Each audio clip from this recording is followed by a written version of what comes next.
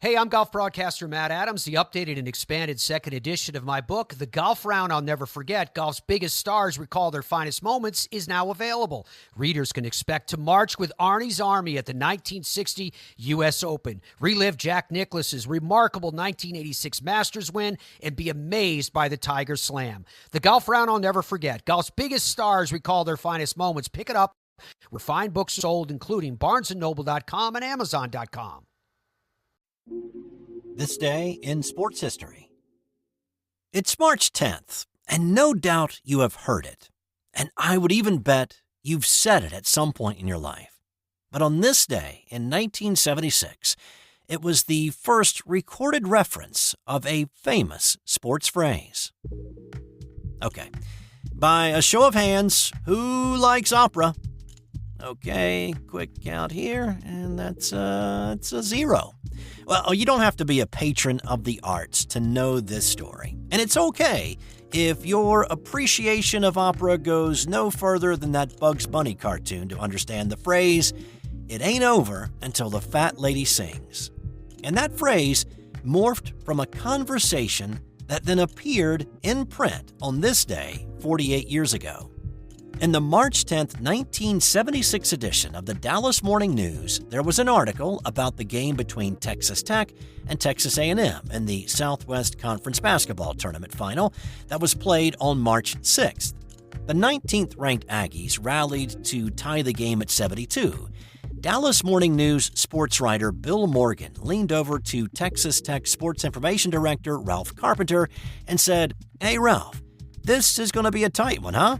To which Carpenter replied, "Right. The opera ain't over until the fat lady sings."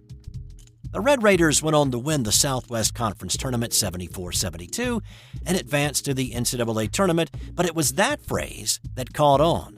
The phrase got picked up by the old Washington Bullets in 1978, when head coach Dick Motta led the Bullets to an NBA championship as the 3 seed in the East. They were only a couple of games over 500 heading into the playoffs, with not many expecting them to get past the second round. But instead, they advanced to the Eastern Conference Finals and knocked off the top seed Philadelphia 76ers to move on to the NBA Finals against Seattle. The Bullets won the series in 7, and they were crowned NBA champs. Celebrating the title later, Motta had a t-shirt printed with the phrase, "The opera isn't over till the fat lady sings." And the phrase spread like a contagion, becoming what we now say, "It ain't over until the fat lady sings." Motta had apparently heard the phrase from a San Antonio sports writer when Washington played in Texas. The Bullets even used a picture of a stylized Brunhilde character holding the championship trophy with basketballs as the prominent features of the breastplate the character wears, printed on cards and programs distributed to fans prior to the 1979 season. So, it is in reference to opera sopranos who were typically or stereotypically played by heavy women. The fat lady is usually seen as the Valkyrie Brunhilde, who is usually represented not only as heavy but also well-endowed, and is from a Wagner opera where Brunhilde sings the final 20 minutes, signaling not only the end of the opera, but the song is about the world ending. So, on this day, we can celebrate Red Raiders SID Ralph Carpenter, who said it, Bill Morgan for writing it, the Dallas Morning News for printing it, and the opera for giving us the line, "It ain't over till the fat lady sings." Also on this day, in 1888, American boxer John L. Sullivan fought Englishman Charlie Mitchell to a draw after 39 rounds, although one account has the fight going 44 rounds. This was a bare-knuckle fight held outside in Chantilly, France, in a rainy downpour. The fight lasted 3 hours, 11 minutes, and by the end, the men were nearly unrecognizable and could barely lift their arms. By the account of the day, Mitchell was getting the better of Sullivan, but both agreed to the draw. Now, here's the thing. Boxing was illegal in France at the time. Local gendarmes showed up at the end, which may have been the actual reason the fight was called. The two fighters, along with about 30 spectators of the bout, were arrested and taken to jail. The bystanders were released soon after, but the two pugilists were held for 3 days before their release. Sullivan would eventually be known for introducing and popularizing the use of boxing gloves beginning 4 years later in 1892.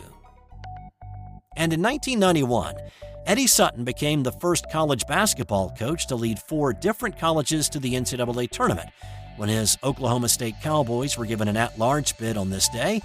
Previously, he had taken Creighton, Arkansas, and Kentucky to the tournament. There have since been 3 coaches who have now taken 5 teams to the big dance. And finally, here's today's non-sports Did You Know? The first roller coaster in the U.S. was built at Coney Island to distract Americans from their sinful vices.